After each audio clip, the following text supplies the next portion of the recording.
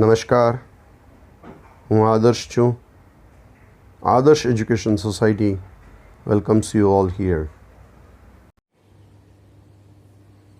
Dear student friends, so far as 8th standard students are concerned, this will be a new topic, introduction of figures of speech.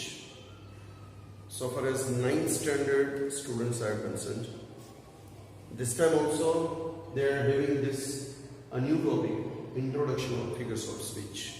So far as 9th standard and 10th standard students are concerned, they are having a separate question in their paper format based on figures of speech. What is this figures of speech? Now we will start a new topic. What's that? First of all, we'll think that figures of speech is equal to ornaments of the language. We are used to wear different ornaments. Like that, language also should be used, should be written, should be spoken with ornaments.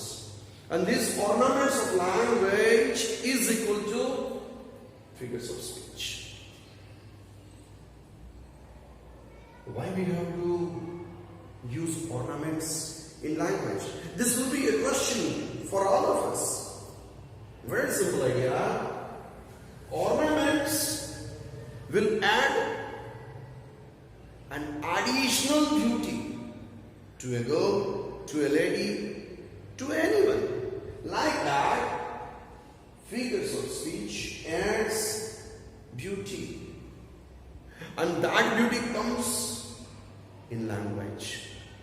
What we are speaking, if we are speaking simple language and if we are speaking with the language spoken with figures of speech, both will be different. Both will affect in a different way. It means different ornaments. Ring, it's the name of an ornament. Like that, name of different ornaments, we have to keep it in our mind. We should have exact identity how to judge this ring. Like that, we are having different characteristics to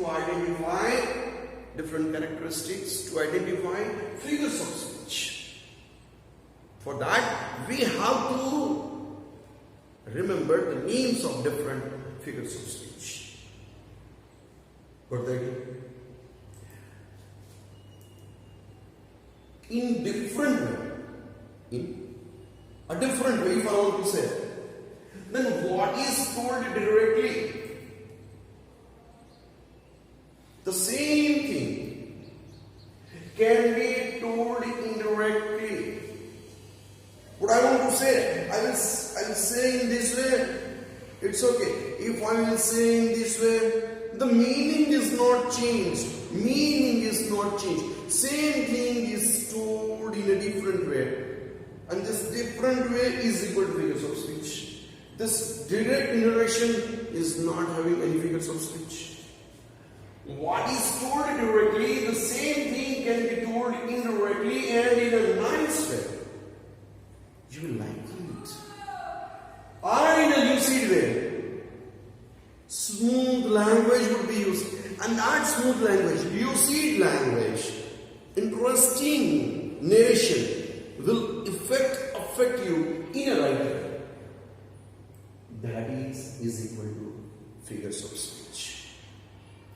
One example I'll give you. What's there with that example? I reached there hardly. It is not at all easy one task for me to reach there. So that only I reached there hardly. Very, very tough for me to reach there. The same thing I told in a different way. I did not reach there easily. Here, explanation is direct without any figures of speech. This explanation is with a figures of speech. Even you also will come to know which figures of speech is used over here. It will take a little time, otherwise the same example you will keep it in your mind, and after 2 or 3 lectures you will be able to identify it. I reached there hardly is what? And I did not reach there easily is what? Got the idea?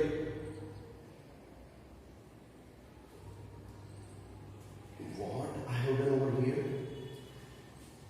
The same meaning is given. What is the meaning of this sentence? The same meaning is with this sentence.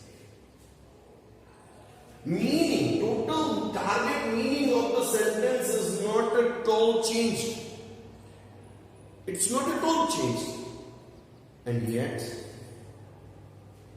the way of narration is quite different. This narration is different, as well as this narration is also quite different. This is the importance of figures of speech. Got the idea? So far as language is concerned, whether it is poem or prose makes no difference.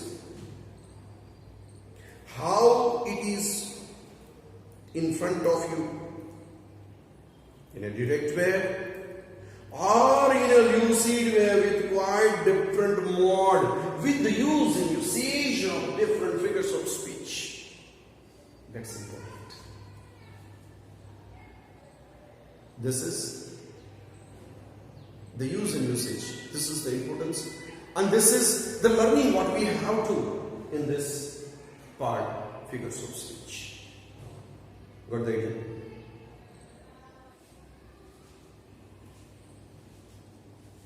Now we will try to understand the same concept with one more example. You see here, 2 girls are there. Both are twins. Twins. It means they both look alike.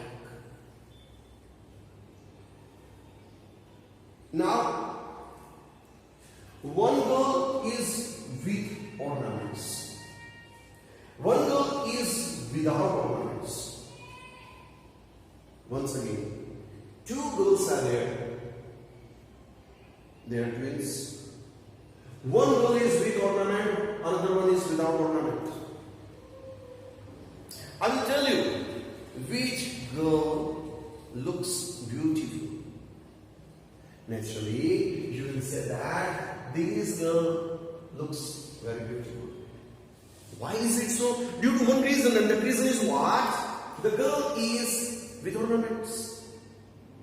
Got the idea? Okay. One idea we have completed. Another idea. Once again, 2 girls are there. They both are twins. One girl is with excessive ornaments, so many ornaments. Another one is with less ornaments. Now this is a question. Which girl looks very beautiful?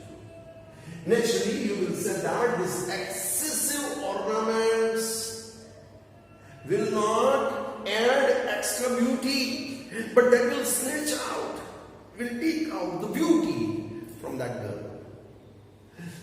Here less ornaments, but if it is used at the right place, with the right condition, with the right shape and size, it is very fantastic.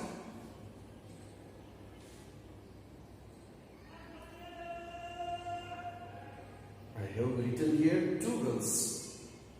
These 2 girls are replaced with the language narration. The narration is of language. Suppose that the narration of language is with figures of speech. Figures of speech is equal to ornaments. Suppose that if it is with figures of speech, the same narration is without figures of speech. Which narration you will prefer? Naturally, you will say this one.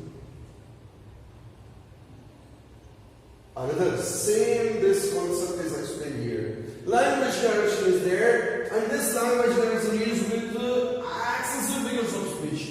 And this narration of language is with the moderate or less figures of speech. Which one you will prefer? Naturally this one. Got the idea? In this way, figures of speech is much more important for spoken, for written language.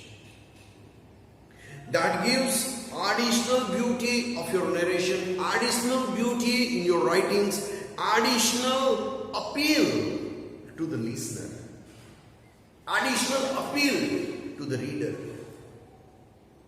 And so that these figures of speech we have to learn in all the languages. Not in English, but in all the languages we have to learn it, so that which language we want to use, which language we want to write, which language we want to speak, that we will get exactly what we want from our depth of the heart. Got the idea? Thank you. Thanks a lot for joining us.